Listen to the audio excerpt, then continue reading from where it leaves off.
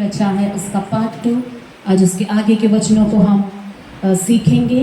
यशाया उसका 43 वचन 7। యెషయా 43 ఒక వాక్యం తెలుగులోను హిందీలో చదివి వినిపించండి. యెషయా 43:7. నా మహిమ నిమిత్తము నేను సృజించిన వారిని, నా నామము పెట్టబడిన వారినందరినీ తప్పించును. నేనే వారిని కలుగజేసి వారిని పుట్టించిన వాడను నేనే. हर एक जो मैंने कहलाता है, मेरा जिसको मैंने अपनी महिमा के लिए सृजा, जिसको मैंने रचा और बनाया। Everyone who is called by my name, whom I created for my glory, whom I formed and made. हर एक को जो मेरा कहलाता है, जिसको मैंने अपनी महिमा के लिए सृजा, जिसको मैंने रचा और बनाया है। इस वचन को हमने ध्यान किया था। इस विषय में एक टॉपिक को हमने ध्यान किया था कि परमेश्वर ने जो हमें अपनी महिमा के लिए रचा है और इसलिए रचा है कि हमारे होठों में से परमेश्वर के लिए स्तुति निकला करें। हालेलुया।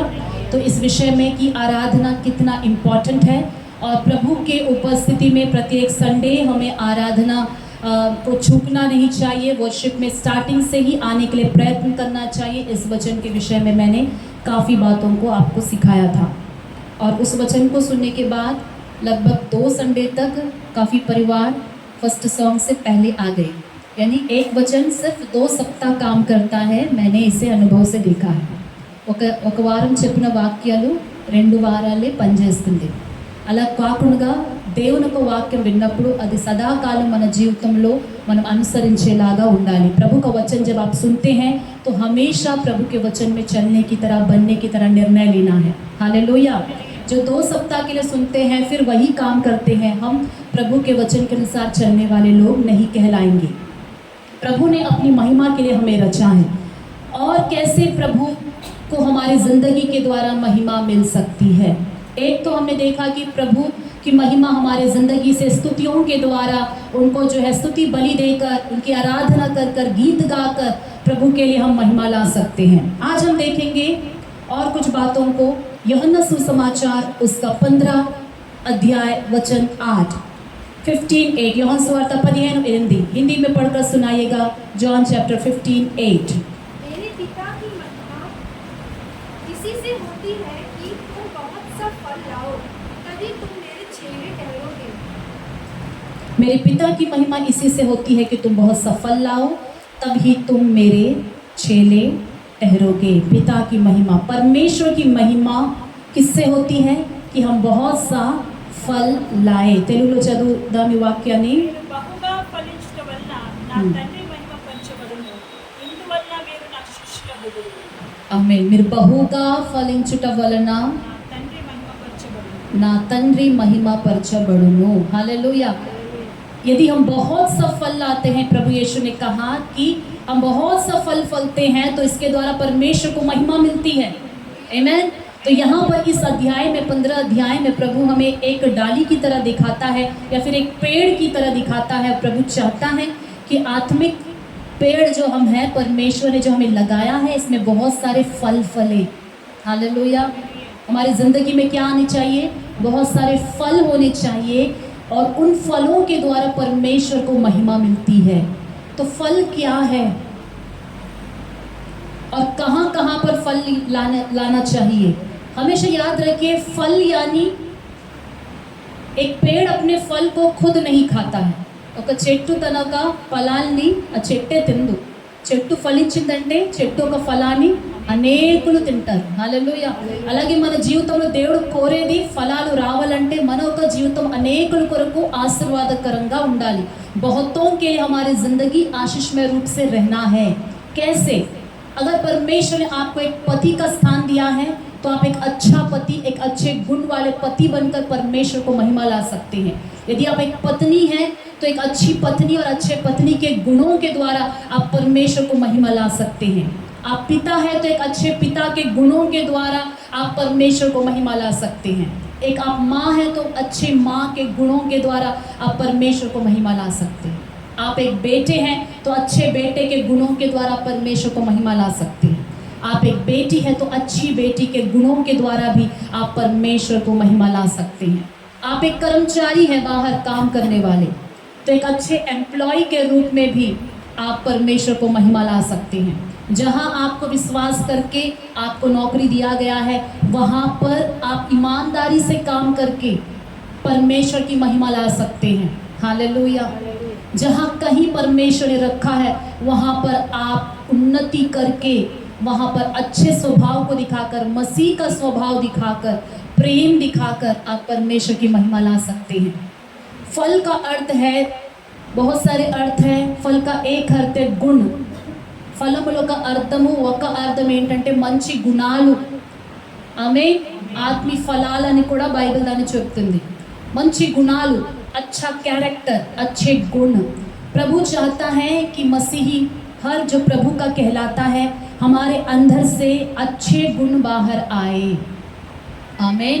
वो अच्छे गुण में प्रधान है प्रेम है, हालेलुया, विनम्रता है, मेल मिलाप है, सहनशीलता है, दूसरों को तसल्ली देना, शांति देना, हिम्मत देना, धैर्य देना, विश्वास में दूसरों को दृढ़ करना, हालेलुया, और सहन शक्ति रखना, क्रोध ना करना, क्षमा कर पाना, ये सारे अच्छे गुण हैं। दूसरों की मदद करना, सहायता करना, ये गुण है। हालेलुया। మంచి గుణాలు ఇతరులకి సహాయం చేయటం, దేవుని కొరకు వాడబడటం। ఫలాలంటే परमेश्वर के लिए इस्तेमाल होना। हालेलुया। प्रभु हमसे फल चाहता है, चेलों से फल चाह रहा था, स्वभाव के रूप में भी फल चाहता है, क्रियाओं में भी प्रभु फल चाहता है। हालेलुया। हमें जो प्रभु ने उद्धार दिया है, उस उद्धार को अपने तक ना रख के हमें दूसरों को भी यीशु के बारे में बताना है, यीशु के पास लेकर आना है। ऐसे लोग जो निरुत्साहित है, उनको उत्साहित करना, प्रार्थना सहायता जिनको चाहिए उनके लिए प्रार्थना करना, ये अच्छे गुण है। प्रभु के लिए प्रयोजन, कलीसिया के लिए प्रयोजन, दूसरों के लिए प्रयोजन, प्रभु के बारे में दूसरों को बताना, उद्धार को बांटना, ये सारे फल हैं। प्रभु एक जगह कहता है कि वह 3 लोगों को जो है, 3 विश्वासियों को वो वरदान बांटता है, तोड़े बांटता है। एक को कितना बांटता है? 1 देता है, दूसरे को 2 देता है, और तीसरे को 5 देता है।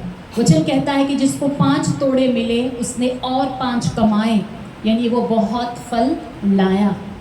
और जिसको 2 ही तोड़े मिले थे उसने 2 को 4 कर दिया। वचन कहता है कि वह भी बहुतायत का फल लाया। लेकिन जिसको 1 ही मिला था, उसकी कैपेसिटी के अनुसार कि वो उससे अधिक संभाल नहीं पाएगा, उसने उस 1 को भी नहीं संभाल पाया, उसे उसने गाड़ दिया। तो परमेश्वर ने कहा कि क्योंकि तू आलसी था और तुझे जो मिला उसे तूने बढ़ाया नहीं, इसलिए जो कुछ तुझे दिया गया है वो भी तुमसे ले लिया जाएगा, और जिसके पास है उसे दे दिया जाएगा। हालेलुया। क्या प्रभु ने जो हमें दिया है उससे हम संभाल पा रहे हैं? దేవుడు మనకి ఇచ్చినది మనం కాపాడుకోగలుగుతున్నామా? అది కాపాడుకోగలగకపోతే, यदि हम उसे बचा ना पाए, संभाल ना पाए, उसे बढ़ा ना पाए, तो प्रभु क्या करेगा? उसे छीनकर जिसके पास है उसे दे देगा।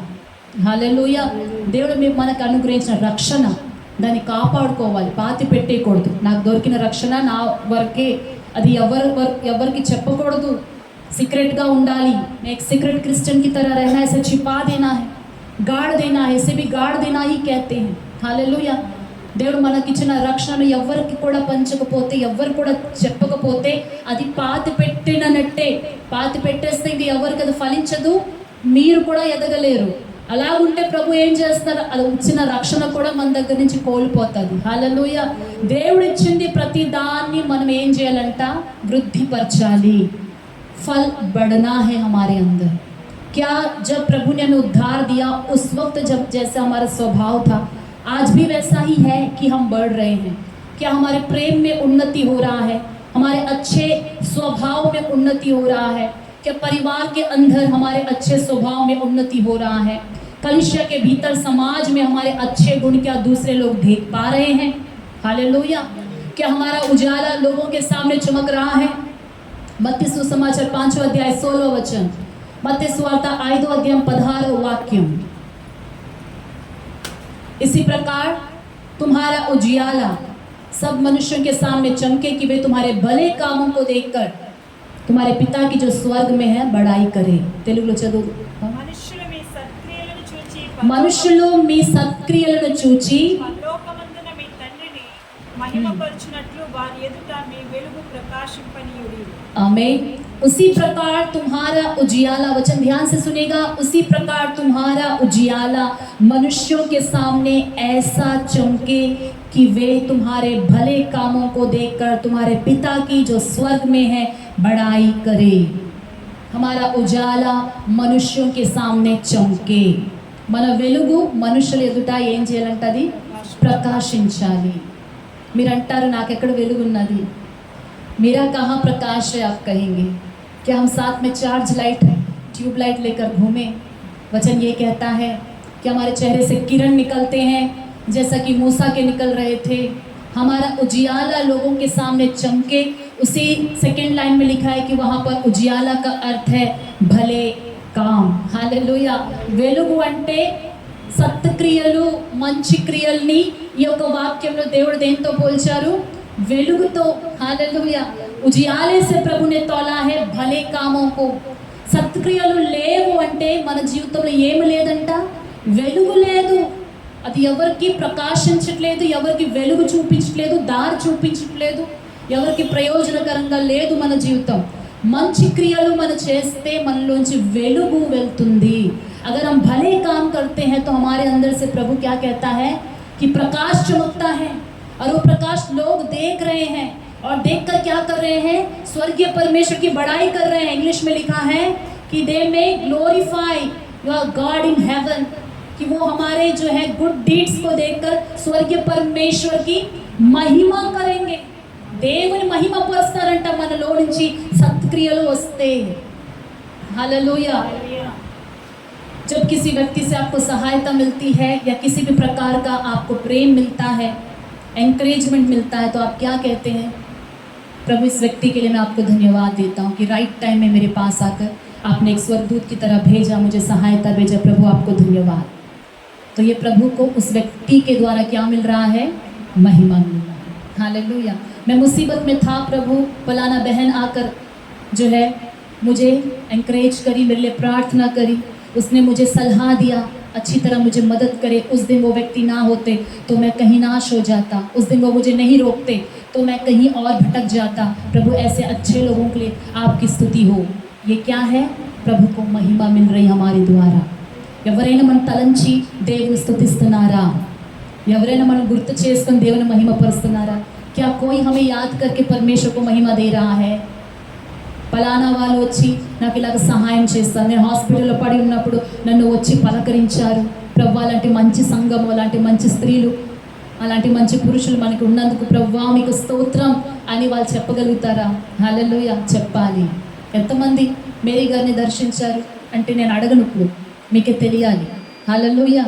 మన ఎవరికైనా మన సంఘంలో బాగోకపోతే మన ఇంట్లోనే ఒకరికి బాగాలేదు అనుకుని వెళ్ళి దర్శించి ప్రార్థన చేయాలి, నాకెందుకు అని అనుకోకూడదు।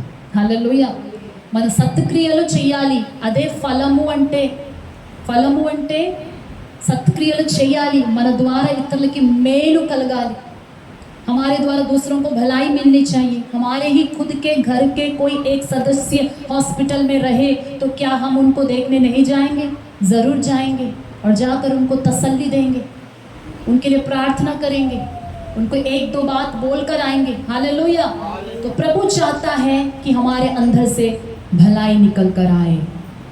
यदि हम किसी के लिए भी प्रयोजन नहीं है तो वो पेड़ के बारे में प्रभु कहता है कि जो पेड़ मुझ में है लेकिन नहीं फलती वह उसे काट डालता है। నాలో ఉండి ఏ చెట్టు అయితే ఫలించట్లేదో, ఏ కొమ్మ అయితే ఫలించట్లేదో దేవుడు ఏం చేస్తాడంట?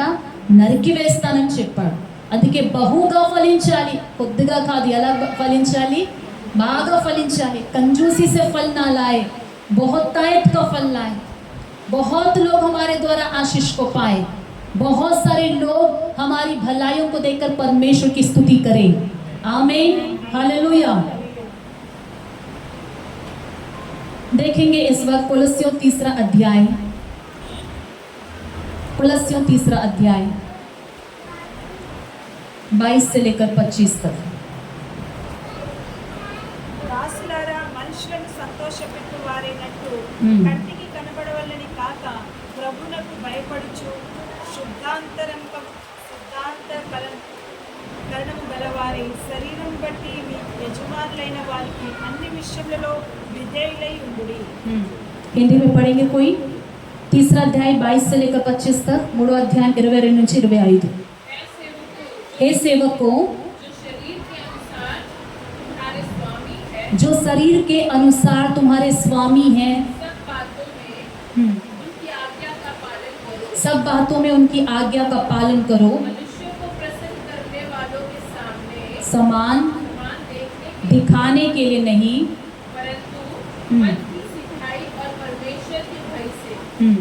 जो कुछ तुम करते हो तन मन से करो, क्या समझकर कि मनुष्य के लिए नहीं परंतु प्रभु के लिए करते हो, क्योंकि तुम जानते हो कि तुम्हें इसके बदले प्रभु से विराज मिलेगा. तुम प्रभु मसीह की सेवा करते हो, क्योंकि जो बुरा करता है वह अपनी बुराई का फल पाएगा, वहाँ किसी का पक्षपात नहीं. आमीन, हालेलुया. यहाँ पर वचन जो है एम्प्लॉयर्स के लिए लिखा गया है. जहाँ कहीं भी आप काम करते हैं वहाँ कैसे काम करना है? मनुष्यों को दिखाने के लिए काम ना करे, ऐसा काम करे कि तन मन से करे जैसा कि आप परमेश्वर के लिए करते हैं. हालेलुया. तो प्रभु कहता है कि यदि आपको जहाँ पर विश्वास करके जो काम आपको सौंपा गया है तन मन से करते हैं, काम चोरी नहीं करते हैं, तो परमेश्वर से आपको इसका प्रतिफल मिलेगा. अच्छा करते हैं तो अच्छा फल मिलेगा, बुरा करते हैं तो बुरा फल मिलेगा. तो प्रभु की महिमा कैसे होती है? एक मसीही कर्मचारी अन्य जातियों के बीच जब काम करता है, ईमानदारी से काम करते हैं, तो वहाँ के लोग जब आपको देखते हैं कि यह व्यक्ति जो प्रभु के नाम का है, एक मसीही है, इसे कोई भी काम में सौंपता हो तो कितने ईमानदारी से अपने काम के समान ये कर रहा है, अन्य जातियों के बीच परमेश्वर की महिमा आपके द्वारा होगी. అన్ని జనులకు ముందు దేవుని యొక్క మహిమ మీరు బయట పనిచేస్తున్నప్పుడు దేవుని కొరకే చేస్తున్నారని నమ్మకంతో చేస్తే దేవునికి మీ ద్వారా అన్ని జనులకు నోట మహిమ వస్తుంది. హల్లెలూయా. వారు ఏమంటారు? క్రైస్తవులు చాలా ఎలాంటి వారు? మంచివారు, కాఫీ ఇమాందార్ హై, లాయల్. వారికి ఏదైనా పని అప్పగిస్తే వాళ్ళు చక్కగా చేస్తారు. ఈ యొక్క మహిమ ఎవరికి వస్తుంది? దేవునికి కలుగుతుంది. హల్లెలూయా. మన ద్వారా దేవునికి మహిమ కలగాలంటే కేవలం సంఘము లోపల దేవునికి మహిమ కలిగితే సరిపోదు. మన వారమంతా బయట పనిచేస్తున్నప్పుడు ఆ స్థలాల్లో కూడా దేవునికి మహిమ కలగాలి. हालेलुया. మీకు अन्य స్నేహితులు ఉండొచ్చు, आपके बहुत सारे अन्य जाति मित्र हो सकते हैं. क्या उनके बीच परमेश्वर की महिमा होती है जब आप बैठते हो? వారితో మీరు కూర్చున్నప్పుడు దేవునికి మహిమ కలుగుతుందా? వారి మాటలు కొన్ని లోకమైన మాటలు ఉంటాయి. మరి మీ మాటలు వారితో కూర్చున్నప్పుడు మీరు కూడా వాళ్ళతో కలిసి లోకంతో ఏకమైపోతే దేవుని యొక్క నామం మీ ద్వారా దూషించబడతాది. अन्य जातियों के बीच जब आप बैठते हो तो आपके बातों में और अन्य जातीय मित्र की बातों में फ़र्क होना चाहिए. वे दुनिया के तौर तरीकों के अनुसार बात करेंगे, अलग अलग गंदे टॉपिक पर बात करेंगे, चर्चा करेंगे, लेकिन क्योंकि आप परमेश्वर के संतान हैं, क्योंकि आप प्रभु के बेटे हैं, बेटियां हैं, वहाँ पर उनको फ़र्क नज़र आना चाहिए. आपकी बातें उनकी बातें एक नहीं होनी चाहिए. हालेलुया. वहाँ पर प्रभु की महिमा आपको लाना चाहिए. वहाँ पर आप अपने अच्छे गुणों को दिखाना चाहिए. प्रभु के बेटे हैं, प्रभु की बेटियां हैं, आप वैसा जीकर दिखाना है. हालेलुया. कलीसिया के अंदर एक रूप और कलीसिया के बाहर दूसरा रूप. इसे क्या कहेंगे आपको पता है? దేవుని సంఘము లోపల ఒక రూపము, బయట ఒక రూపము, ఇంకో రూపం ఉంటే దాన్ని ఏమంటారు? వేషధారణ. उसे पाखंडीपन कहेंगे. वो मसीही जीवन नहीं है, सच्चा मसीह जीवन नहीं है. దేవుని సంఘంలో ఎంతో భక్తిగా ఉండి ఇంటిలో అంత కంపు కొడుతూ జీవితం ఉంటే దాన్ని వేషధారణ అంటారు. ఎక్కడున్నా మన జీవితం ద్వారా దేవునికి మహిమ కలగాలి, మహిమ రావాలి. హల్లెలూయా. తన మహిమ కొరకు సృష్టించారంటే ప్రతి పనిలో దేవునికి మహిమ కలుగుతుందా లేదా అని చక్కగా చూసుకోవాలి. బయటికి వెళ్ళే ముందు ఉదయాన్నే ప్రార్థన చేసుకుని బయటికి వెళ్ళాలి. ప్రభువా, నేను బయటికి వెళ్తున్నాను, ఎక్కడికి వెళ్ళినా ప్రతి పనిలో నా ద్వారా నీకు మహిమ రావాలి నాయన. बाहर जाते समय प्रार्थना करके जाइए, काम में जाते समय, स्कूल में जाते समय, कॉलेजेस में जाते समय, कि प्रभु मेरे द्वारा आपकी महिमा होनी चाहिए. हालेलुया. भजन संहिता में उसका पहला भजन में क्या लिखा है कि कि दुष्टों की युक्ति पर ना तो हम चले, ना टट्टा करने वालों के बीच मंडली में बैठे, ना उनके बीच में खड़े हो। हालेलुया। हमारा चाल चलन दुनिया के चाल चलन से अलग होना चाहिए। हर जगह फलना चाहिए, हर जगह फलना चाहिए। यदि हम बुरा फल लाते हैं तो क्या होगा? చెడ్డ ఫలములు మన జీవితంలో వస్తే ఏమవుతుంది? మత్తయి సువార్త 3వ అధ్యాయం 10వ వాక్యం చదువుదాం। మత్తయి सुसमाचार 3रा अध्याय 10वां वचन पढ़ेंगे। बुरा फल लाते हैं तो क्या होगा? ఇప్పుడే గొడ్డలి చెట్టుల వేర్న ఉంచబడి ఉన్నది కనుక మంచి ఫలము ఫలింపని ప్రతి చెట్టును నరకబడి అగ్నిలో వేయబడు। మంచి ఫలములు ఫలింపని ప్రతి చెట్టుని నరికి అగ్నిలో వేస్తారు। తర్వాత हिंदी में पढ़ेंगे इस वचन को। कुल्हाड़ा पेड़ों के जड़ पर रखा हुआ है, इसलिए जो जो पेड़ अच्छा फल नहीं लाता पेड़ के रूप में अब इस वचन को ना पढ़े। जो जो विश्वासी చెట్టున్న స్థలంలో ఎలా చదువుకోవాలి? ఏ విశ్వాసి అయితే మంచి ఫలాలు ఫలించట్లేదు, जो जो विश्वासी अच्छा फल नहीं लाता, वह विश्वासी क्या किया जाएगा? बोलिए, काटा जाएगा और कहाँ डाला जाएगा? नरक के आग में डाला जाएगा। इसीलिए हमारे अंदर से परमेश्वर क्या चाहता है कि अच्छे फल आए। वो फल कैसे रहे? फिलिपियों उसका 1ला अध्याय 11वां वचन। फिलिपियंस चैप्टर 1:11 మొదటి అధ్యాయం 11వ వాక్యం। जल्दी से निकाल कर पढ़िएगा। फिलिपियों 1ला अध्याय 11वां वचन आपके बाइबल में है। మీ ప్రేమ इस धार्मिकता के फल से उस धार्मिकता के फल से यीशु मसीह के द्वारा होते हैं, जो यीशु मसीह के द्वारा होते हैं, भरपूर होते जाओ, भरपूर होते जाओ, जिससे परमेश्वर की महिमा और स्तुति होती रहे। जिससे परमेश्वर की महिमा और स्तुति होते रहे। फिलिपुस की कलीसिया को पौलुस कहते हैं, और उस धार्मिकता के फल से जो यीशु मसीह के द्वारा होते हैं, भरपूर होते जाओ, जिससे परमेश्वर की महिमा और स्तुति होती रहे। जिस धार्मिकता को प्रभु ने हमें वस्त्र के अनुनाई पहनाया है, प्रभु को उद्धार करता ग्रहण करने के बाद जो धार्मिकता प्रभु ने हमें दिया है, उस धार्मिकता का फल होना चाहिए। దేవుడిచ్చిన రక్షణకి ఫలములు ఉంటాయి, ఆయన ఇచ్చిన నీతికి ఫలాలు వస్తాయి। ఆయనని మనం రక్షకుడుగా అంగీకరిస్తే దేవుడు తన నీతిని మనకి ఇచ్చారు। ఆ నీతి దేవుడిచ్చిన నీతి అని ఎలా తెలుస్తుంది? దేవుడిచ్చిన నీతి మనలో ఉన్నదని ఎలా తెలుస్తుంది? ఆ నీతికి తగినట్టుగా మన ఫలాలు ఉండాలి। हालेलुया। उस धार्मिकता के योग्य धार्मिकता के अनुसार फल फलना है। यदि फल आता है यानी कैरेक्टर चेंज हो रहा है, स्वभाव बदल रहा है, हम दूसरों के लिए आशीष का कारण, कलीसिया के लिए आशीष का कारण, परमेश्वर के कार्य में आगे बढ़ रहे हैं, हमारा नेचर चेंज हो रहा है, प्रभु के जैसे स्वभाव में आ रहा है, तो प्रभु का वचन कहता है कि इसके द्वारा, उन फलों के द्वारा परमेश्वर की महिमा होती है। हालेलुया। దేవునికి మహిమ కలుగుతుందంట। ఆమేన్। हालेलुया। प्रकाशित वाक्य में आएंगे, उसका 14वां अध्याय 13वां वचन। ప్రకటన గ్రంథము 14వ అధ్యాయము 13వ వాక్యం। फिर मैंने स्वर्ग में यह शब्द सुना, फिर मैंने स्वर्ग में यह शब्द सुना, लिख, प्रभु में मरते हैं, जो मृतक प्रभु में मरते हैं, वे अब से धन्य हैं। वे अब से धन्य हैं। आत्मा कहता है, आत्मा कहता है हाँ, हाँ, क्योंकि वे अपने सारे परिश्रम से विश्राम पाएंगे, क्योंकि वे अपने सारे परिश्रम से विश्राम पाएंगे और उनके कार्य उनके साथ हो लेते हैं। और उनके कार्य उनके साथ हो लेते हैं। ప్రకటన గ్రంథం 14వ అధ్యాయం 13వ వాక్యము। అంతటా ఇప్పటి నుండి ప్రభునందు మృతులైన మృతులు ధన్యులని రాయుడి। పరలోకం నుండి ఒక స్వరం చెప్పగా వింటిని, నిజమే, వారు తమ ప్రయాసములు మాని విశ్రాంతి పొందుదురు, వారి క్రియలు వారి వెంట పోవునని ఆత్మ చెప్పుచున్నది। వారి క్రియలు వారి వెంట పోవును, उनके कार्य उनके साथ हो लेते हैं। जब प्रभु में कोई मृतक मरते हैं, जब हम दुनिया को छोड़कर जाएंगे, तो या तो पत्नी अपने साथ पति को लेकर नहीं जा सकती, पति जो है अपने प्रेम करने वाली पत्नी को साथ में लेकर नहीं जा सकते, आप अपने बच्चों को अपने साथ लेकर नहीं जा सकते, आपका घनिष्ठ मित्र कहलाने वाले भी जब हम मर जाएंगे तो कोई हमारे साथ नहीं आएगा। हालेलुया।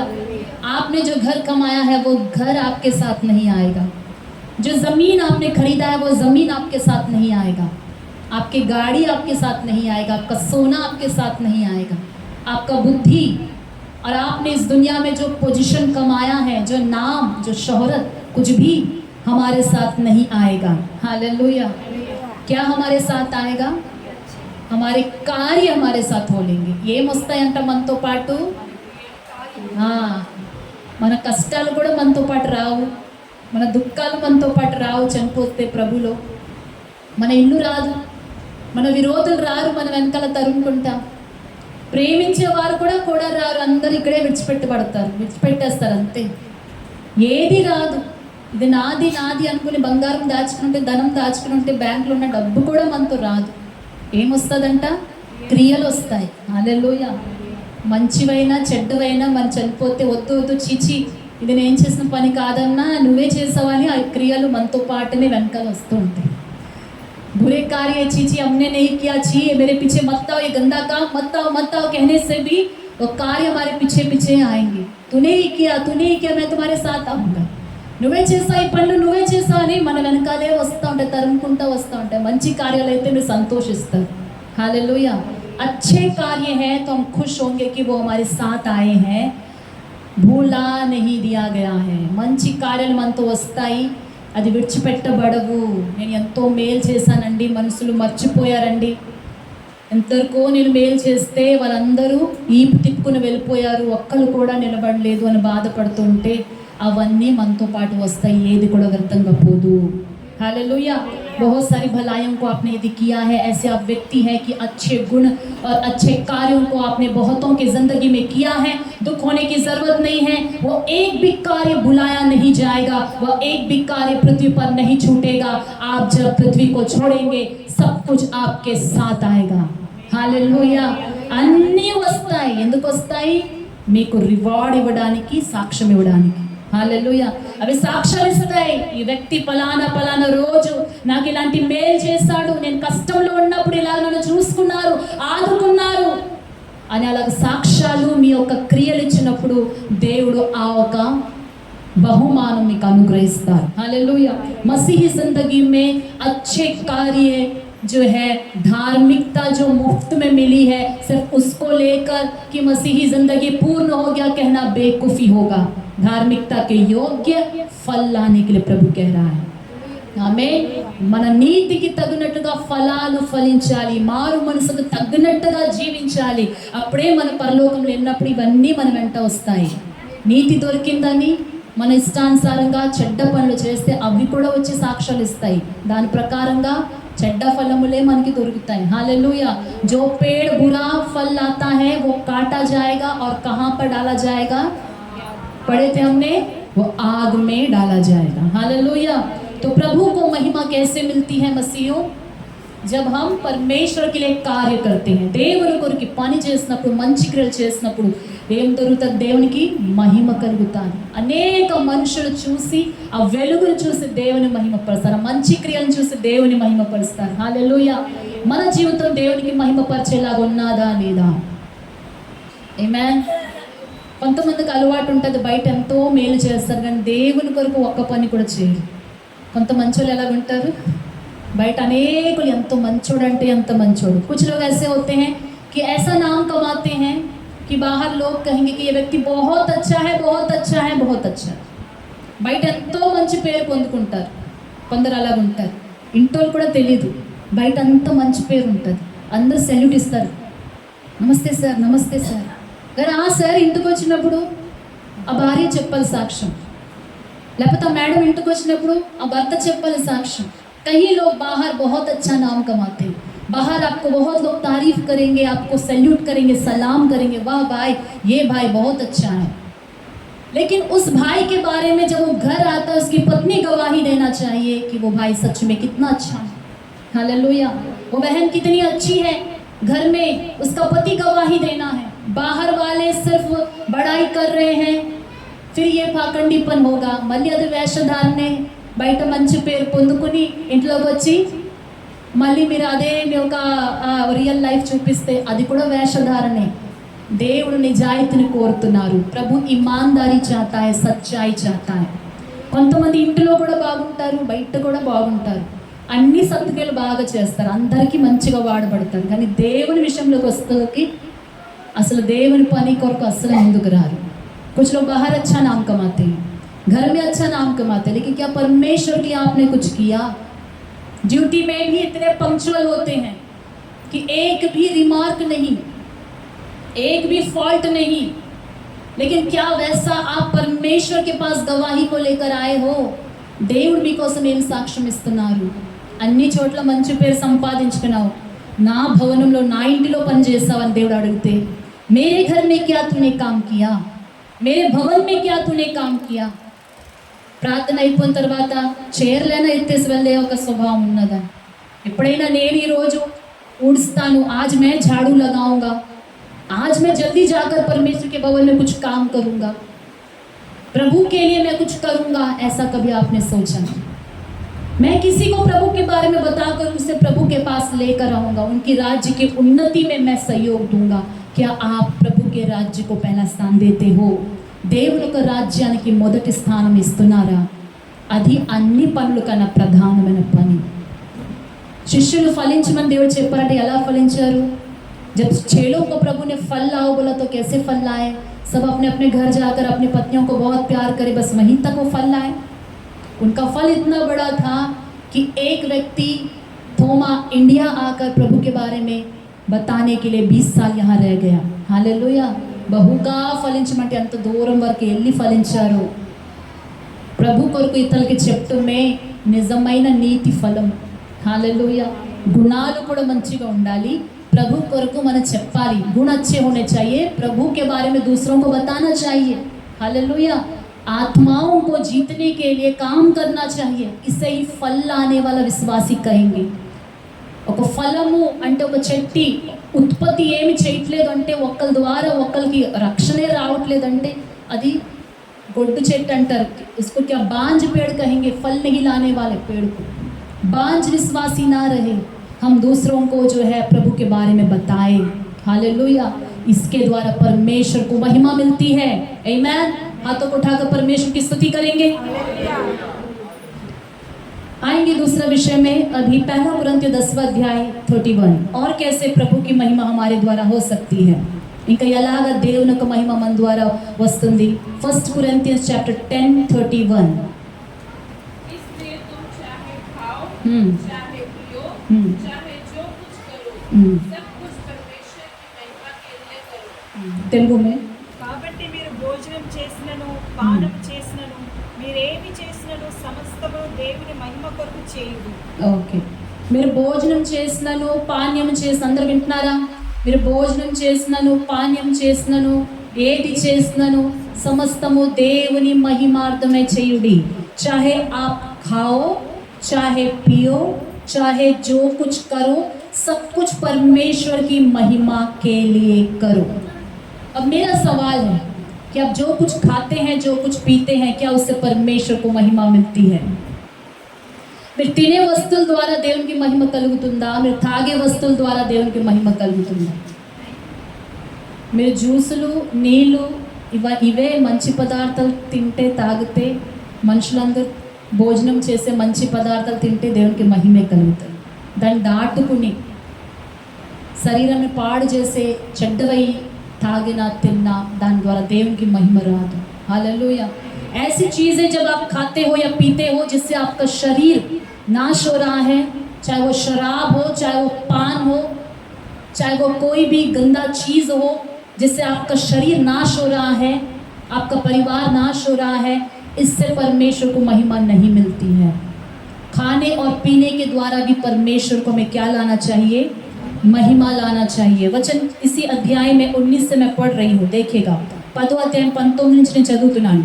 फिर मैं क्या कहता हूँ, क्या यह कि मूर्ति पर चढ़ाया गया बलिदान कुछ है या मूर्ति कुछ है? नहीं, वरन यह कि अन्य जाति जो बलिदान करते हैं वे परमेश्वर के लिए नहीं परंतु दुष्ट आत्माओं के लिए बलिदान करते हैं, और मैं नहीं चाहता कि तुम दुष्ट आत्माओं के सहभागी हो। अन्य जाति जब बलिदान चढ़ाते हैं तो किसके लिए बलिदान चढ़ाते हैं? वचन कहता है कि मूर्ति कुछ नहीं है, लेकिन उस मूर्ति के पीछे दुष्ट आत्मा है। जब वो बलिदान चढ़ाते हैं तो वो बलिदान कौन स्वीकार करता है? दुष्ट आत्माएं उस बलिदान को स्वीकार करती है, और उस बलिदान किए हुए वस्तुओं में से जब कोई विश्वासी कुछ खाता है तो प्रभु का वचन में क्या लिखा है कि मैं नहीं चाहता कि तुम दुष्ट आत्माओं के सहभागी हो। ఆ పర్టికులర్ వాక్యం చదవండి, 20 వాక్యంలో ఉంటుంది, मैं नहीं चाहता कि तुम दुष्ट आत्माओं के सहभागी हो। అన్యజనులు అర్పించు బలులు దేవునికి కాదు దయ్యములకే అర్పించు దేవునికి కాదు దయ్యములకే అర్పిస్తున్నారు చెప్తున్నాను. Hmm. మీరు దయ్యములతో పాలువారవుట నాకు ఇష్టం లేదు. దయ్యములతో పాలివారు, फेलोशिप विद डीमंस। कितने लोग चाहते हैं दुष्ट आत्माओं से फेलोशिप करना? దయ్యములతో సాంగత్యం చేసుకోవాలని ఎంతమంది కోరుతున్నారు? ఎవ్వరు కోరుకోరు, कोई नहीं चाहेगा। लेकिन अनजाने से दुष्ट आत्माओं को चढ़ाया गया बलिदान को यदि कोई खाता है तो किसके साथ उसका फेलोशिप हो जाता है? दुष्ट आत्माओं से। कैसे फेलोशिप होता है? वो खाने के द्वारा जिस वक्त आप खाते हो वो डीमन उस व्यक्ति के अंदर प्रवेश करता है। हालेलुया। यदि आपको ऐसा लग रहा है कि मैंने कुछ खाया है और तब से ये अलग नेचर मेरे अंदर नजर आ रहा है, प्रार्थना करवाइए और छुटकारा को पाइए। ప్రార్థన చేయించుకుని ఇది నా స్వభావం కాదు, ఎక్కడి నుంచి వచ్చింది, తిని వచ్చింది అని మీకు అనిపిస్తే ప్రార్థన చేయించుకుని ఆ దయ్యం నుండి విడుదల పొందుకోండి। हालेलुया। ऐसे चीज़ों से दूर रहे। खाने और पीने के द्वारा परमेश्वर को महिमा मिलनी चाहिए। जो खा रहे हैं, जो पी रहे हैं, इसके द्वारा दुष्ट आत्माएं भी आपके अंदर आ सकती हैं। हाल ही मैंने एक पास्टर के वचन में एक एग्जाम्पल सुना। एक दूसरे कलीसिया में एक विश्वासी जन जो है एक मैरिज फंक्शन में गया। ध्यान से सुनिए, एक शादी अटेंड करने के लिए गया एक दूसरे चर्च में। आंध्रा की सच्ची घटना है। और मैरिज से वापस आने के बाद एक ऑर्डिनेट प्रेयर में अटेंड करता है तो पास्टर ने देखा कि उसमें से दुष्ट आत्मा निकल कर बात कर रही है। पास्टर ने पूछा कि दुष्ट आत्मा तू कहाँ से आई? तो उस व्यक्ति के अंदर से दुष्ट आत्मा बोलने लगा कि मैं वो फंक्शन में गया, वो फंक्शन में ये आया था, मैं उसके पीछे पीछे आ गया। आप जिस फंक्शन में जाते हो उसके पीछे पीछे दुष्ट आत्मा आपके घर आ जाए, कैसे रहेगा? क्यों ऐसे दुष्ट आत्माएं उसके पीछे पीछे आ गई? उस फंक्शन में जाने के बाद वहाँ पर दुष्ट आत्माएं थी। కొన్ని ఫంక్షన్లో దయ్యములు ఉంటాయి। ఎందుకు ఉంటాయి? कुछ पार्टियों में दुष्ट आत्मा रहती। क्यों? वहाँ शराब परोसा जाता है, वहाँ फिल्मी गीत डाला जाता है, वहाँ डांस जो है फिल्मी डांस किया जाता है, वहाँ संसारिक जो है रीति रिवाज की पालना होती है, जहाँ परमेश्वर का वचन नहीं होता, भय नहीं होता, प्रभु की उपस्थिति नहीं होती। ऐसे जगह में जाकर जब एक होकर एंजॉय करते हैं, सिर्फ अटेंड करने से पीछे दुष्ट आत्मा नहीं आएगी। हम भी शादियों में जाते हैं, हालेलुया। लेकिन जब वहाँ जाकर आप उनके साथ एक होकर एंजॉय करते हो, वाह मस्त मज़ा आ गया, आज थोड़ा पीने के लिए मिल गया, आज थोड़ा नाचने के लिए बहुत दिन के बाद ये एंजॉयमेंट मिला है, तो आप दुष्ट आत्माओं को अपने साथ लेकर घर आते हो, और घर आने के बाद एक नया पशु बनकर अपनी पत्नी को दिखाई देते हो, एक नया जो है रूप में अपने पति को दिखाई देते हो। क्यों? कहाँ से आया ये दुष्ट आत्मा? सुबह जब गया तो ठीक ठाक गया था, शाम को लौट के आया तो इस हालत में क्यों है? क्योंकि जहाँ गया था वहाँ ऐसे जगह में नहीं जाना था, जो नहीं खाना था, जो नहीं पीना था, जो नहीं सुनना था, जो नहीं करना था, वो करके दुष्ट आत्माओं से फेलोशिप करके आए हो। हालेलुया। ऐसे ही परिवार बिगड़ते हैं। दुष्ट आत्माएं रेडी है, किसके संग मौका मिल जाए दोस्ती करो, उनके घर जाओ और उनके घर को सत्यानाश करो, कब्जा करो और उनको नर्क के भागी कर दो, उनकी ज़िंदगी को तबाह कर दो। दुष्ट आत्माएं तैयार है। हम किसके साथ फेलोशिप कर रहे हैं? हालेलुया। किसके साथ है हमारी संगति? अन्य जातियों की संगति बहुत अच्छी लगती है, बात तक बात रख के काफ़ी है। दुनिया में काम कर रहे हैं, अन्य जाति हमारे मित्र होंगे, లోకంలో పనిచేసినప్పుడు అన్య జనులు మనకి స్నేహితులుగా ఉంటారు, కానీ వాళ్ళ ఒక చేష్టలు, వాళ్ళ ఒక చేసే పనులు మాటలు మనం నేర్చుకోకూడదు।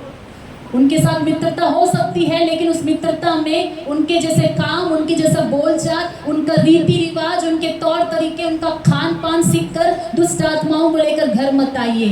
आपकी जिंदगी नाश हो रही है। सतर्क हो जाइए, सतर्क हो जाइए। हालेलुया। कैसे फल हम फल रहे हैं, कैसे हमारी जिंदगी के द्वारा परमेश्वर को महिमा मिलेगी। खाने और पीने के द्वारा क्या हम परमेश्वर को महिमा लाते हैं? वचन 25 कहता है 10वां अध्याय, जो कुछ कसाईयों के यहाँ बिकता है वह खाओ और विवेक के कारण कुछ ना पूछो, क्योंकि पृथ्वी और उसकी भरपूरी प्रभु की है। తినాలని బాగా ఆశ ఉంటే ఏదైనా అమ్ముతున్నారా? कसाईयों के यहाँ जो बिकता है खाओ, प्रभु की स्तुति धन्यवाद करके खाओ।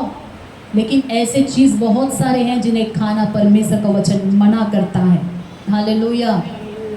गलातियों 5वां अध्याय 19 से लेकर 21 तक यदि हम देखें, गलेशियन चैप्टर 5 19 to 21।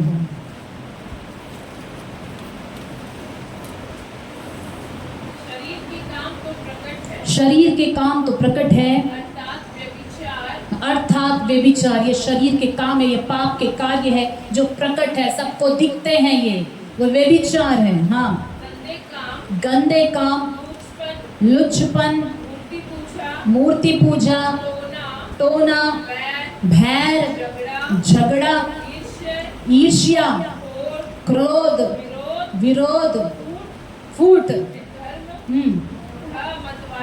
धर्म, मतवालापन, मतवालापन, लीला क्रीड़ा, लीला क्रीड़ा, और इनके जैसे और काम है, और इनके जैसे और काम है। इनके विषय में मैं तुमसे पहले ही कह देता हूँ, पहले से कह देता हूँ, जैसे पहले कह भी चुका हूँ, जैसा पहले कह भी चुका हूँ, ऐसे ऐसे काम करने वाले कि ऐसे ऐसे काम करने वाले परमेश्वर के राज्य के वारिस ना होंगे।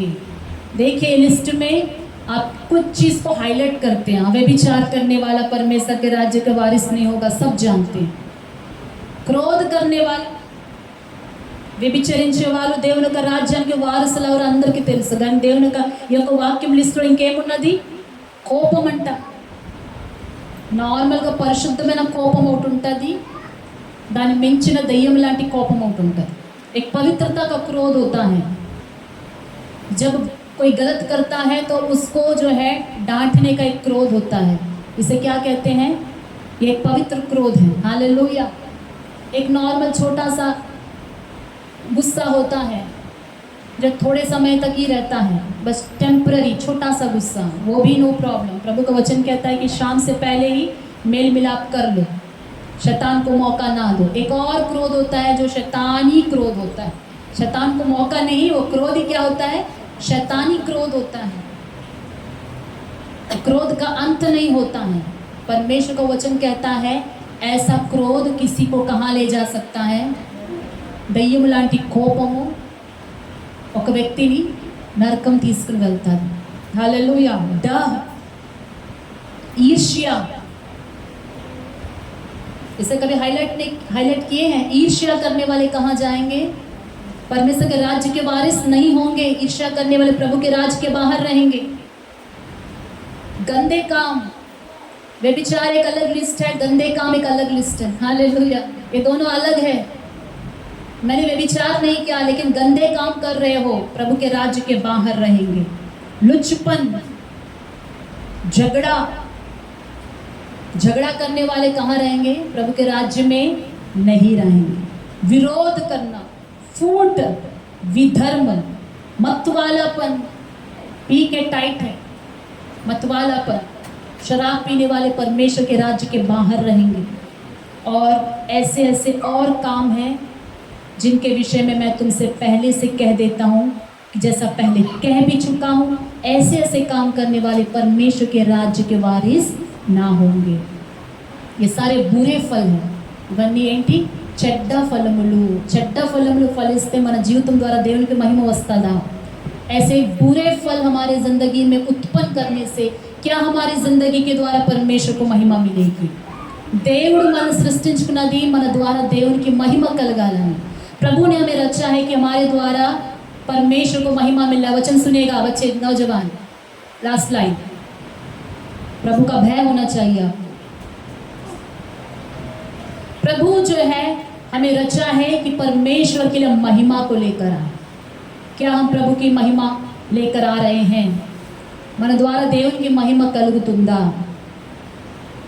చెడ్డ ఫలములు మన జీవితంలో రాకుండా చూసుకోవాలంటే మన జీవితాన్ని మరలా దేవునికి అప్పగించుకోవాలి। ये बुरे फल हमारे ज़िंदगी में है तो इससे छुटकारा पाने के लिए अपनी ज़िंदगी को परमेश्वर को अर्पण करना चाहिए। हालेलुया।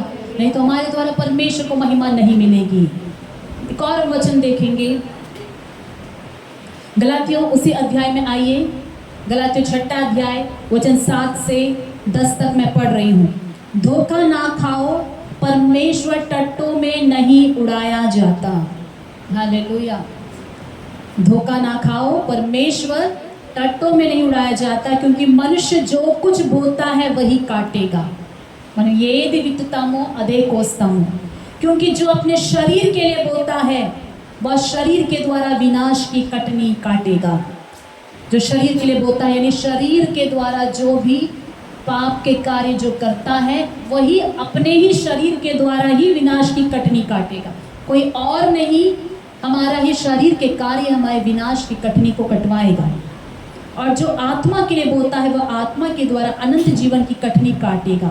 हम भले काम करने में साहस ना छोड़े, क्योंकि यदि हम ढीले ना हो तो ठीक समय पर कटनी काटेंगे। इसलिए जहाँ तक अवसर मिले हम सबके साथ भलाई करें, विशेष करके विश्वासी भाइयों के साथ। आमीन। सबके साथ भलाई करिए, लेकिन विशेष करके स्पेशल प्लेस, फर्स्ट प्लेस किसके लिए है? विश्वासी भाइयों। विश्वासियों की भलाई नहीं कर रहे हैं, सिर्फ बाहर वालों के सोच रहे हैं। इसलिए पौलुस कहता है कि सबके साथ अब भलाई करो, लिमिट नहीं रखा है, लेकिन विशेष करके विश्वासियों के साथ भलाई करो। आमीन। और जो है इस विषय में, खाने पीने के विषय में प्रभु का वचन में और हम देखेंगे नीति वचन क्या कहता है। 23वां अध्याय 19 से लेकर 21 तक। సామెతలు 23 19 నుండి 21। నా కుమారుడా నీవు విని జ్ఞానము తెచ్చుకొనుము, నా కుమారుడా నీవు విని జ్ఞానము తెచ్చుకొనుము, నీ హృదయమును యథార్థమైన త్రోవలందు చక్కగా నడిపించుకును। ద్రాక్షారసం త్రాగువారితో నేను, మాంసం హెచ్చుగా తినువారితో నేను సహవాసం చేయకుము। త్రాగుబోతులను తిండిపోతులను దరిద్రులగుదురు, నిద్రమత్తు ओके ओके ओके हिंदी में। हे मेरे पुत्र तू सुनकर बुद्धिमान हो और अपना मन सुमार्ग में सीधा चल। हाँ। दाग मधु के पीने वालों में ना होना, दाग मधु के पीने वालों में ना होना, नमाज के अधिक खाने वालों की संगति करना, न मांस के अधिक खाने वालों से संगति करना, क्योंकि पियक्कड़ और पेटू अपना भाग खो देते हैं। पियक्कड़ और पेटू क्या करते हैं? अपना भाग खो देते। इंग्लिश में लिखा रहेगा कि वो गरीब हो जाते हैं, पावर्टी। हालेलुया। जहाँ पर पीने वालों के साथ कोई संगति करता है या फिर अधिक मांस खाने वालों के साथ कोई संगति करता है और आदत डाल लेता है कि तीनों टाइम क्या चाहिए? मटन चाहिए, तीनों टाइम गोश्त चाहिए, बिना जो है चिकन का लेग पीस का खाना नहीं उतरता। इसको इंग्लिश में एक वर्ड दिया गया है ग्लटन, पेटू। हालेलुया। తిండి బోతులు అంటే 3 టైంలు ఏం కావాలి? మాంసం కావాలి।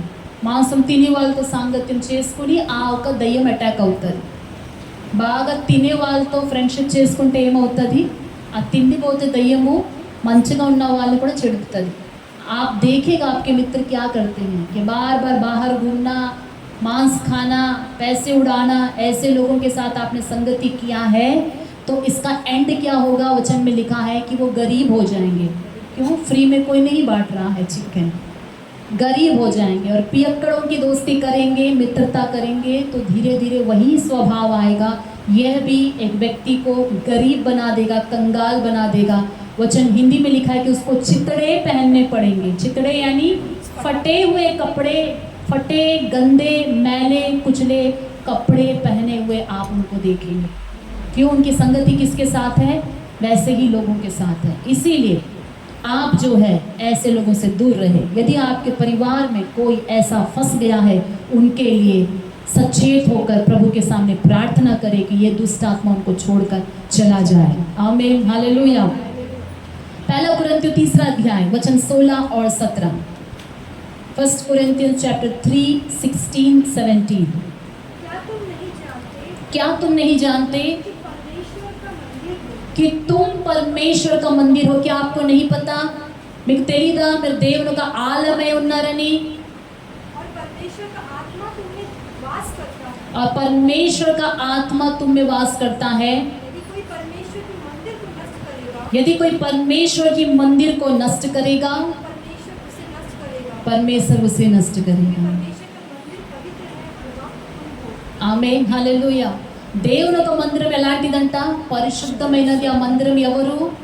చెప్పండి, ఆ మందిరం నేనే। కహెంగే वो मंदिर मैं हूँ। నేనే దేవుని యొక్క పరిశుద్ధమైన మందిరము। మీకు అనిపించిందా నేను దేవుని యొక్క పరిశుద్ధమైన మందిరం అని? ఎప్పుడైనా ఆ విధానంలో మీ యొక్క దేహంను చూసుకున్నారా? कभी आप अपने देह को, अपने आप को प्रभु का मैं पवित्र मंदिर हूँ करके आप सोचे हो? यदि परमेश्वर का मंदिर के रूप में अपने देह को आप देखते हो तो वो मंदिर को आप पवित्र रखोगे। దీని ఏదో నా ఇష్టమైన నా ఒక దేహం నా ఇష్టం అంటే దేవుని యొక్క దేవుడు ఆ ఒక దేహంలో నివాసమే ఉండరు। పరిశుద్ధమైన ఆత్మ, పరిశుద్ధాత్మ దేవుడు అక్కడ నివాసం ఉండడు। నా దేహం దేవుని యొక్క ఆలయము, నేను పరిశుద్ధంగా ఉంచుకోవాలి, అప్పుడే దేవుని యొక్క ఆత్మ మీలో మనలో నివాసం ఉంటారు। 6వ అధ్యాయం, అదే 1 కొరింథీ 6వ అధ్యాయం 19-20 వాక్యాలు। 6, 19, 20। మీ దేహము దేవుని వలన మీకు అనుగ్రహింపబడి మీలోనున్న పరిశుద్ధాత్మకు ఆలయమై ఉన్నదని మీరు ఎరుగరా? మీరు మీ సొత్తు కాదు, విలువ పెట్టి కొనబడిన వారు కనుక మీ దేహంతో దేవుని మహిమపరచుడి। మీ దేహముతో దేవుని మహిమపరచుడి। మీ దేహం మీది కాదు, విలువ పెట్టి రక్తంతో కొనబడిన దేవుని యొక్క సొత్తు। हिंदी में पढ़ेंगे। क्या तुम नहीं जानते कि तुम्हारी देह क्या तुम नहीं जानते कि तुम्हारी देह पवित्र आत्मा का मंदिर है, पवित्र आत्मा का मंदिर है, जो तुम्हें वास हुआ है और तुम्हें परमेश्वर की ओर से मिला है, और तुम अपने नहीं हो, तुम अपने नहीं हो, कि दाम देकर मोल लिया गया हो। दाम देकर मोल लिए गए हो, इसलिए अपनी देह के द्वारा परमेश्वर की महिमा करो। इसलिए अपने देह के द्वारा परमेश्वर की महिमा करे। దేవుని ఎలా మహిమపరచాలి? దేవుడు మనల్ని తన మహిమ కొరకు నిర్మించుకున్నాడు। దేహంతో పరిశుద్ధంగా ఉంచుకుని దేవుని దేహం ద్వారా మహిమపరచాలి। हालेलुया। प्रभु ने अपनी महिमा के लिए हमें रचा है। हमारे देह को पवित्र रखकर इसमें पवित्र आत्मा निवास करता है। इस देह को, ये तुम्हारा नहीं है, मैंने लहू से खरीदा है। प्रभु कहता है this is my property. Hallelujah. మీ యొక్క దేహంలో ఎవరు ఒక సొత్తు? దేవుని ఒక సొత్తు। మీరు మర్చిపోకూడదు, మీ దేహం అంటే మీరే। మీరు దేవుని ఒక సొత్తు, విలువైన రక్తం చేత కొన్నాడు। దీన్ని పరిశుద్ధంగా ఉంచుకోవాలి। ఈ దేహం పరిశుద్ధంగా ఉండాలని దేవుడు కోరుచున్నారు। దేహం ద్వారా దేవునికి మహిమ కలగాలి। हमारे शरीर के द्वारा किसको महिमा मिलनी है? परमेश्वर को महिमा मिलनी है। ఈ దేహము దేవునికి మహిమ తీసుకురావాలి। ఎలాగ దేహం ద్వారా దేవునికి మహిమ వస్తుంది? పరిశుద్ధంగా ఉంటే, పరిశుద్ధమైన ఆలోచనలు ఉంటే, పరిశుద్ధమైన స్వభావం ఉంటే, పరిశుద్ధమైన మాటలు ఉంటే, పరిశుద్ధమైన దృష్టి ఉంటే, పరిశుద్ధమైన నడక ఉంటే, హల్లెలూయా, ఈ దేహము ద్వారా దేవునికి మహిమ కలుగుతుంది। ఇంకా ఈరోజు కొంచెం డీప్గా వెళ్ళాలనుకుంటున్నాను। आज और थोड़ी गहराई में मैं जाना चाहती हूँ, क्योंकि हम इस वचन में आए हैं देह के विषय में। निकालेंगे लेव्य व्यवस्था 19वां अध्याय 28वां वचन। లేవి కాండము 19వ అధ్యాయం 28వ వాక్యం జాగ్రత్తగా వినాలి। ఈ యొక్క పాయింట్ని హృదయంలో రాసి పెట్టుకోండి। లేవ్య కాండం 19:28। చచ్చిన వారి కొరకు మీ దేహము చీరుకొనకూడదు, చచ్చిన వారి కొరకు మీ దేహము చీల్చుకొనకూడదు। పచ్చబొట్లు మీ దేహములకు పొడుచుకొనకూడదు, ఓకే, పచ్చ బొట్టులు మీ దేహముకి పొడుచుకొనకూడదు। నేను మీ దేవుడనైన యెహోవాను। నేను నీ దేవుడైన యెహోవాను।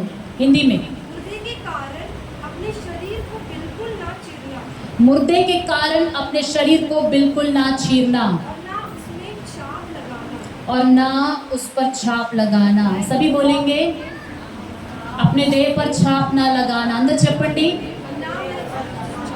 अपनी देह पर छाप ना लगाना। हिंदी में छाप है और तेलुगु में पच्चा बोटलू है।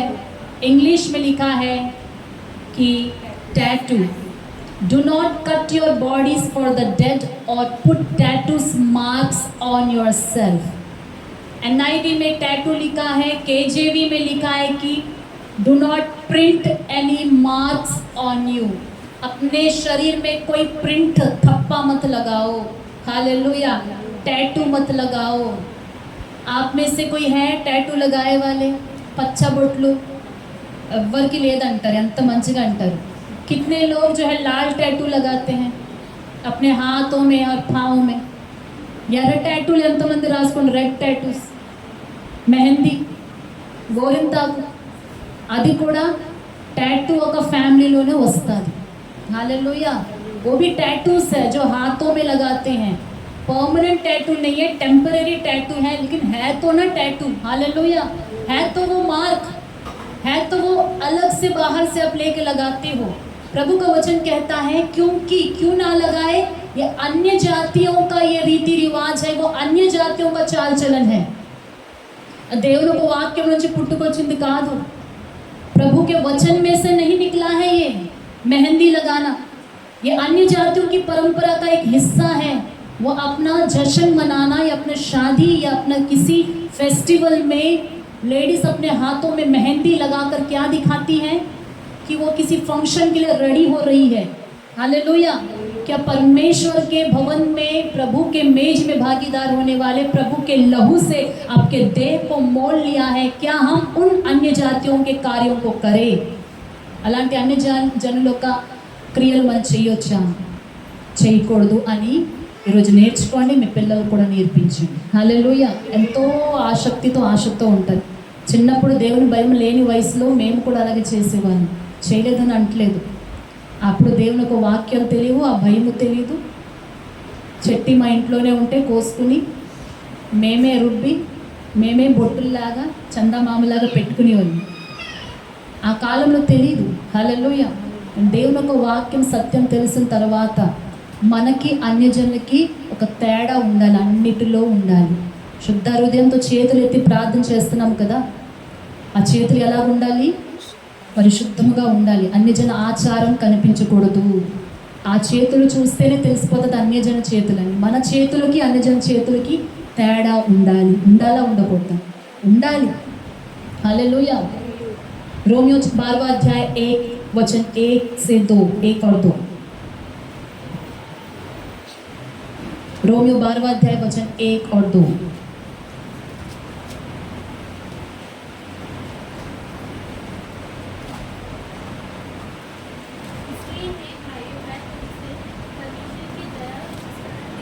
इसलिए हे भाइयों मैं तुमसे परमेश्वर की दया स्मरण दिलाकर विनती करता हूँ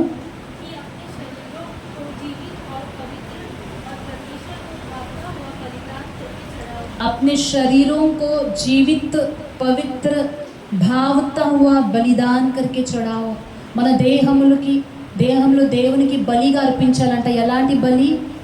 అది సజీవంగా ఉండాలి, అది పరిశుద్ధంగా ఉండాలి, దేవునికి ఇష్టపూర్వకమైన బలిగా మన దేహంలో బలిగా అర్పించుకోవాలి, हालेलुया। इस बलिदान के बारे में आपने सुना, हमने पिछले वचन में ध्यान किया था कि होठों के बलिदान की स्तुति परमेश्वर को चढ़ाए। కొన్ని వారాల ముందు పెదవుల ఒక స్తుతి బలులు దేవునికి అర్పించాలని వాక్యం నేర్చుకున్నాం।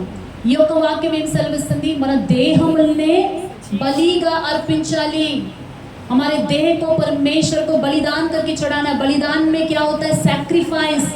बलिदान అంటే ఏంటి? త్యాగము, सैक्रिफाइस। कुछ चीज़ों को सैक्रिफाइस करना है, वो पवित्र रहना है, परमेश्वर उसको पसंद करना है। प्रभु उसको कहना है कि ये मेरा है, ये देह मेरा है जिसे मैंने लहू से खरीदा है, हालेलुया। ఈ దేహము నేను రక్తం చేత కొన్నాను కాబట్టి ఈ దేహం పైన నాకు అధికారం ఉన్నది। ఇది పరిశుద్ధముగాను దేవుడు ఇష్టం ఉండే ఒక దేహముగాను సజీవమైన బలిగా దేవునికి అర్పించాలి, हालेलुया। మన దేహంలో అలా ప్రిపేర్ చేస్తున్నామా? దేవుని దగ్గర అది సజీవ ఒక బలి లాగా ఉన్నది। అది ఆ బలికి ఏదైనా सैक्रिफाइस చేస్తారా మీరు? क्या कुछ सैक्रिफाइस कर रहे हो अपने देह के लिए? परमेश्वर के सामने ढंग से ठीक से बैठकर नौजवानों को वचन सुनने के लिए तकलीफ हो रहा है। ఇంకేం सैक्रिफाइस చేస్తున్నాం? మన దేహంనే దేవుడికి అప్పగించేయాలంటే మనం దేవుని చక్కగా కూర్చుని ఆరాధన చేయలేకపోతున్నాము। ఈ బలిని దేవుడు కోరుతారా? ఇది బలియేనా? ఇది సాక్రిఫైసా? కొన్నట్టల సాక్రిఫైస్ మనం చేయాలి. దేని సాక్రిఫైస్ చేయాలంట? देखेंगे वचन में आगे दूसरा वचन, इस संसार के सदस्य ना बनो. हालेलुया. ఏం రాస్తున్నది? మీరు ఈ లోక మర్యాదను అనుసరింపక ఓకే, ఈ లోక మర్యాదను అనుసరింపక, do not conform to this world. Hallelujah. దానికి నువ్వు మ్యాచ్ అవ్వద్దు. संसार का सदस्य मत बनो, दुनिया के साथ आप इक्वल मत हो जाओ, उसको मैच मत करो. तुम्हारे देह में और अन्य जातियों के देह में फर्क रहे. अन्य जाति अपने देह को दुष्ट आत्माओं के लिए अर्पण करते हैं, कुछ लोग बलिदान के रूप में. वो कुछ दिनों तक बिना चप्पल पहने वो चलते हैं. क्यों? वो सैक्रिफाइस करते हैं. हालेलुया. और शरीर में एक ही तरह का कपड़ा पहनते हैं, चंदन लगाते हैं, घायल करते हैं, शराब छोड़ते हैं. कुछ सर्टेन 40 डेज के लिए वो दुष्ट आत्माओं को अपने देह को बलि के रूप में चढ़ाते हैं, प्रसन्न करने के लिए.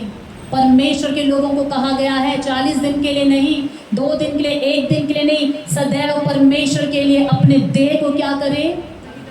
बलिदान के रूप में चढ़ाए.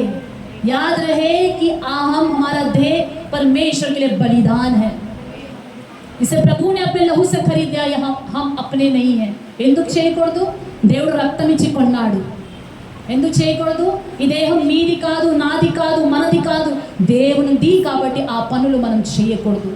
అన్ని జనాచారాలు సడన్గా మనలో కనిపిస్తూ ఉంటాయి. ఎప్పుడు? ఏదైనా ఫంక్షన్ వస్తే కనిపిస్తుంటాయి. जब कोई फंक्शन होता है तो सडनली अन्य जातियों के रीति रिवाज दिखता है. अन्य जाति मेहंदी मनाते हैं. अब मसीह लोग भी मेहंदी का रस्म मनाने लगे हैं. मसीह लोग भी आजकल मेहंदी रस्म मनाने लगे हैं. ये कहाँ से आया ये रस्म? क्यों अन्य जातियों के रीति रिवाजों को हम सीख कर जो है प्रभु के देह को जो है कलंकित कर रहे हैं. हाँ? फूल लगाकर घूमते हैं. फूल लगाना मसीह लोगों का नहीं है, ये अन्य जातियों का. देख कर ही बताया जा सकता है कि वो मंदिर जा रहे हैं फूल लगाकर. ये उनकी परंपरा है, ये उनके लिए शुभ है, मसीह लोगों के लिए शुभ नहीं है. प्रियो, हालेलुया. आज वचन आपकी आंखों को खोल रहा है. पवित्र आत्मा का मंदिर हो, आप मत भूलेगा. यह देह प्रभु को आत्मा से ही जो है काम है, शरीर से नहीं. ऐसा नहीं, शरीर में ही प्रभु निवास करता है. प्रभु की आत्मा इसी शरीर को ही मेरा मंदिर है कहता है. उस मंदिर को अन्य जातियों की तरह मत सजाइए. हालेलुया. उनसे मैच मत होइए, लेटेस्ट ट्रेंड से मैच मत होइए. परमेश्वर के लिए पवित्र जीवन को जिए. हालेलुया. क्यों ऐसा जीना चाहिए? इफिसियों की पत्री 5वां अध्याय में आइए, आखिरी वचन. एफेसुలకు రాసిన పత్రిక 5వ అధ్యాయంలోకి రండి. 5:25 to 27, 25 నుండి వాక్యాలు 27 వరకు. పురుషులారా, మీరు మీ భార్యలను ప్రేమించుడి. అటువలే క్రీస్తు కూడా సంఘమును ప్రేమించి అది కలంకమైనను ముడతైనను అట్టిది మరి ఏదైనను లేక పరిశుద్ధమైనదిగాను నిర్దోషమైనదిగాను మహిమగల సంఘముగాను ఆయన తన ఎదుట దానిని నిలువబెట్టవలనని వాక్యముతో ఉదక స్నానము చేత దాన్ని పవిత్రపరిచి పరిశుద్ధపరచుటకై దాని కొరకు తన్ను తాను అప్పగించుకొనేను. ओके, అటువలనే పురుషుడు काफी है. मैं पढ़ रही. हे पतियों, अपनी अपनी पत्नी से प्रेम रखो, जैसा मसीह ने भी कलीसिया से प्रेम करके अपने आप को उसके लिए दे दिया. यीशु मसीह ने कलीसिया से प्रेम किया और अपने आप को कलीसिया के लिए दे दिया. संगमा, ध्यान से सुनिएगा. यीशु मसीह ने कलीसिया से प्रेम किया, कलीसिया के लिए अपना जान दे दिया. సంఘము కొరకు యేసు ప్రభు ప్రాణం పెట్టేశారు. మనలను దాని బదులుగా ప్రాణం పెట్టమని అడగట్లేదు, ప్రాణం పెట్టేమని అడగట్లేదు, జీవ బలిగా అర్పించుకోమంటున్నాడు. హల్లెలూయా. ఆయన మాత్రం మన కోసం ప్రాణం పెట్టి రక్తంతో కొన్నాడు. మనతో ఏం ఆశిస్తున్నాడు? పరిశుద్ధమైన జీవ బలిగా, దేవునికి ఇష్టమైన బలిగా మన దేహములను అర్పించుకోవాలని. ఇంకా ఏమున్నది వాక్యంలో? कि उसको वचन के द्वारा जल के स्नान से शुद्ध करके पवित्र बनाए. संगम ने वाक्य द्वारा उस कलीसिया को वचन के द्वारा परमेश्वर क्या करना चाहिए, क्या करना चाहता है? बोलिएगा. जल के स्नान से शुद्ध करके पवित्र बनाना चाहता है. प्रभु ने कलीसिया को उनके लहू से खरीदा और वो कहता है कि मैंने तुम्हें लहू देकर खरीदा है, इसलिए ये देह अब से तुम्हारा नहीं है. आमीन। प्रभु ने इस देह को अपना लहू देकर खरीदा है और कहता है कि ये देह तुम्हारा नहीं है, ये जीवन जो तुम जी रहे हो तुम्हारा नहीं है। जिस दिन हम कहेंगे ये देह मेरा है, उस दिन शायद परमेश्वर का अनुग्रह हम खो जाए।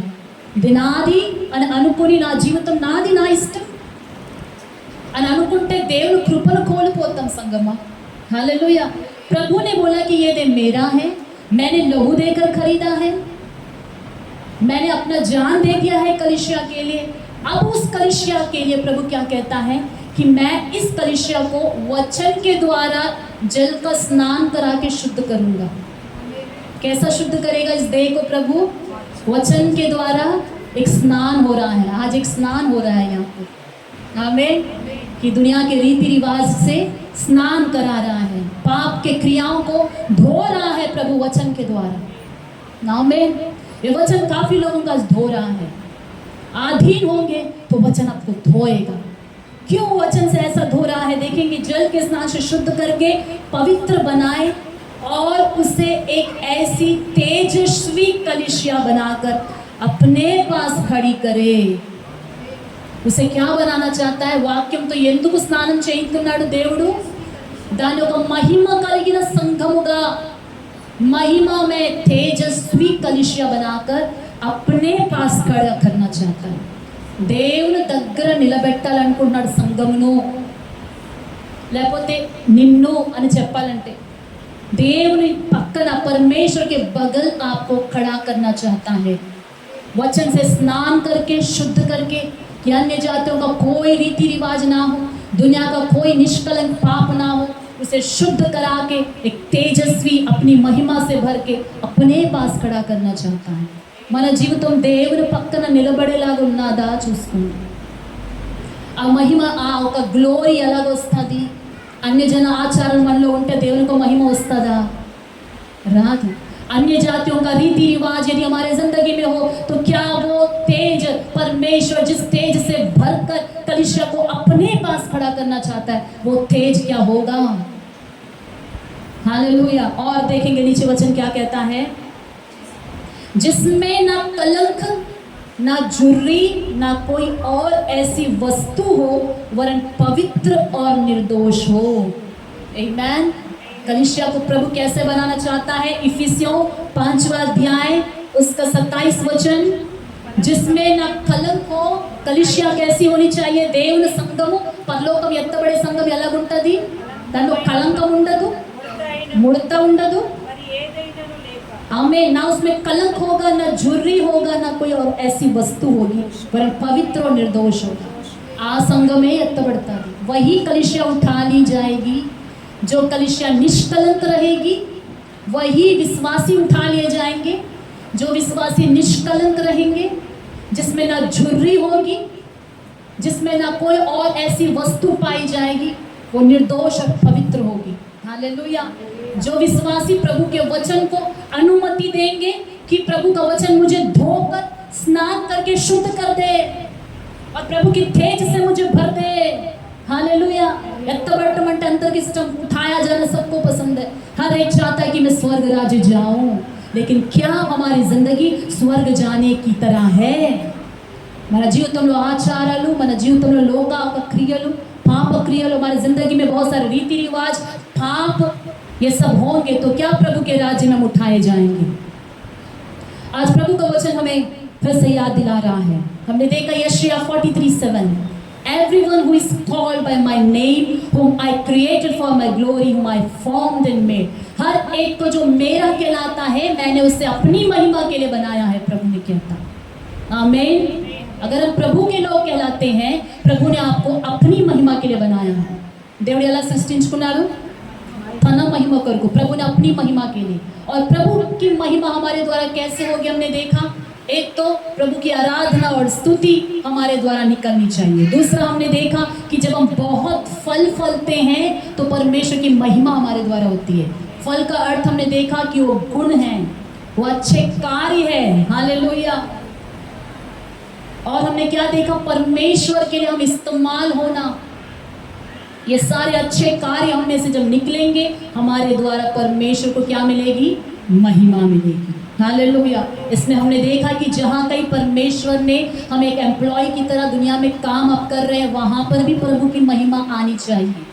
कलीसिया के भीतर, कलीसिया के बाहर, परिवार में, समाज में हमारे द्वारा परमेश्वर को महिमा मिलनी चाहिए। और हमने देखा कि जो बुरा फल लाता है वो पेड़ वो काट डाला जाएगा, आग में डाला जाएगा, लेकिन जो धार्मिकता का फल लाता है, उद्धार पाने के बाद जो हमारे अंदर से अच्छे फल आते हैं, वो सारे अच्छे फल एक दिन बुलाया नहीं जाएगा। मसीह में जो मृतक होते हैं, जब वो जाएंगे तो उनके पीछे क्या हो लेंगे? अच्छे कार्य भी हो लेंगे। कोई संपत्ति, कोई धन, कुछ भी हम नहीं ले जाएंगे, लेकिन क्या ले जाएंगे? कार्यों को ले जाएंगे। अच्छे कार्य हमारे पीछे हो लेंगे। बुरे कार्य भी आएंगे हमें न्याय सिंहासन पर खड़े करने के लिए, लेकिन अच्छे कार्य जो है हमारे पीछे पीछे आएंगे। फिर हमने देखा कि 1 कुरिन्थियों 10 उसका 31 में कि खाने पीने के द्वारा भी क्या होती है? बोलेंगे, हमारे द्वारा परमेश्वर को महिमा मिलनी चाहिए। चाहे हम खाएं, चाहे पिए, चाहे जो कुछ करें, प्रभु का वचन कहता है कि परमेश्वर को महिमा के लिए करें। तो हमने देखा कि क्या खाना चाहिए और क्या नहीं खाना चाहिए। नहीं खाने वालों बातों में वो सारी बातें हैं जो एक शरीर को नाश करती हैं। दुष्ट आत्माओं के बलिदानों को नहीं खाना चाहिए, उसके द्वारा डीमंस के साथ हमारा फेलोशिप हो जाता है। दुष्ट आत्माओं और दुनिया के लोगों के साथ जो है संगति नहीं होनी चाहिए, जिससे कि हमारा शरीर अशुद्ध हो जाए। और हमने ये भी देखा कि मतवालापन अच्छा नहीं है, अधिक मांस खाना अच्छा नहीं है।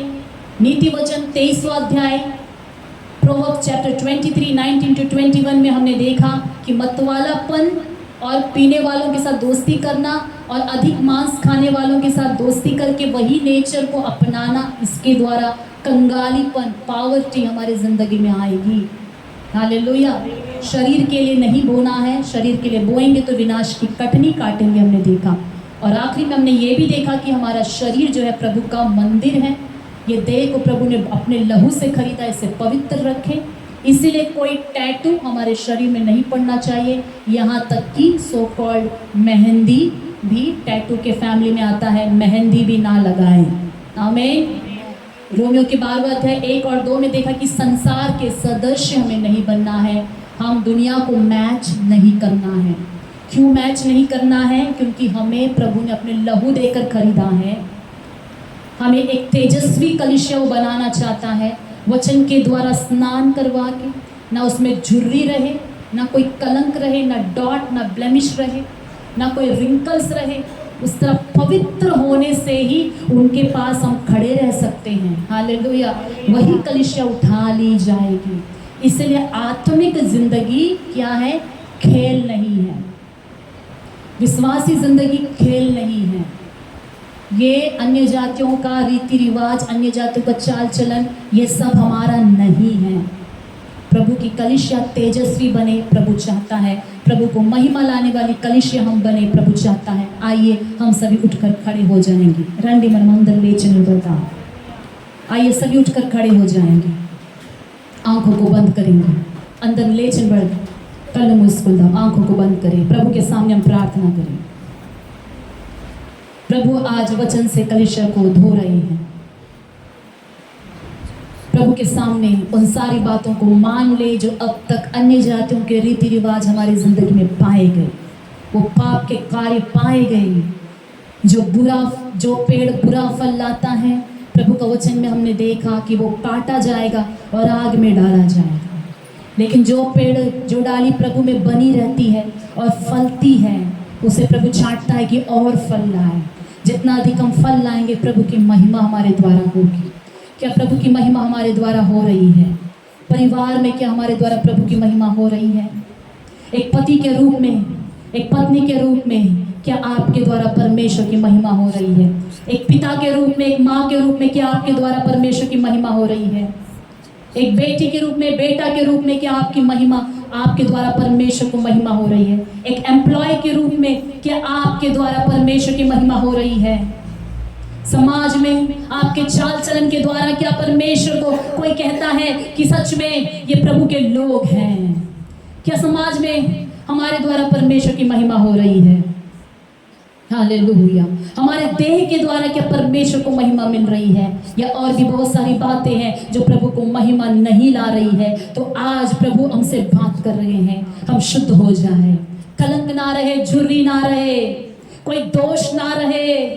प्रभु के सामने हमारा जीवन जो है बलि के रूप में प्रभु चाहता है, एक जीवित बलिदान के रूप में चढ़ाने के लिए प्रभु ने मांगा है हमसे। यही हमारी आत्मिक सेवा है। प्रभु ने कहा कुछ सेवा हम प्रभु के लिए करना चाहते हैं तो पहला सेवा यही होगा कि हमारे देह को परमेश्वर के सामने एक जीवित और उनको भावता हुआ और पवित्र बलिदान के रूप में चढ़ाए। बलिदान में सैक्रिफाइस होता है। किस चीज को हम सैक्रिफाइस कर रहे हैं, किस चीज को हम त्याग रहे हैं और छोड़ रहे हैं? प्रभु हमसे चाहता है कि हम सैक्रिफाइस करें। हालेलुया। हम सैक्रिफाइस करें प्रभु के लिए, हम सैक्रिफाइस करें प्रभु के लिए। हालेलुया। प्रभु से मांगेंगे, प्रभु मुझे तेजस्वी कलीसिया बना, मुझे एक तेजस्वी कलीसिया बना, मुझे तेजस्वी मंदिर बना जिसमें पवित्र आत्मा निवास करे, जो दुष्ट आत्माओं का घर ना हो, जो परमेश्वर की आत्मा का घर हो, जहाँ पवित्र आत्मा निवास करे। हालेलुया। जहाँ पवित्र आत्मा निवास करता है उस देह के द्वारा परमेश्वर को महिमा मिलती है, उस देह के द्वारा, उस जिंदगी के द्वारा, उस परिवार के द्वारा परमेश्वर को महिमा मिलेगी। हालेलुया। धन्यवाद हो परमेश्वर, धन्यवाद हो। कलीसिया को आपके लहू से धोकर शुद्ध कर, आपके वचन से धोकर शुद्ध कर, पवित्र आत्मा को पवित्र आत्मा के द्वारा शुद्ध कर प्रभु। हालेलुया। धन्यवाद हो राजा, धन्यवाद हो, धन्यवाद हो। हालेलुया। प्रभु के सेवक इस वक्त प्रार्थना में अगुवाई करेंगे। हालेलुया।